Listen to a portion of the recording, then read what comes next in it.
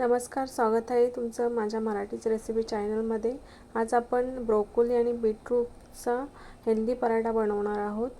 हा पराठा लहान मुलांसाठी आणि संपूर्ण कुटुंबासाठी परफेक्ट आहे। त्यासाठी मी इथे ब्रोकोली घेतले आहे आणि बीट उकडवून घेतला आहे। ते आता मिक्सरला बारीक करून घेणार आहे। आणि इथे गव्हाचं पीठ घेतलं आहे 1 वाटी, त्यामध्ये मीठ चवीपुरता आणि हे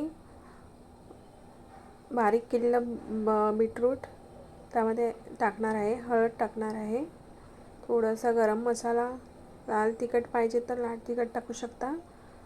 मी ते लहान मुलांसाठी बनवते त्यामुळे लाल तिखट टाकलं नाही आहे। थोडंसं दही टाकणार आहे आणि पीठ मळून घेणार। त्यानंतर इथे छोटे छोटे गोळे करून पराठे करून घेतले आहेत।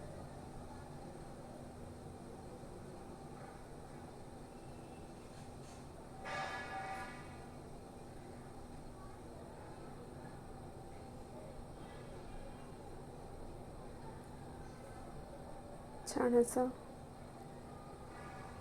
तयार झाले आहेत पराठे। तुम्हाला याची रेसिपी आवडली असेल तर लाईक करा, शेअर करा आणि सबस्क्राईब करा। धन्यवाद।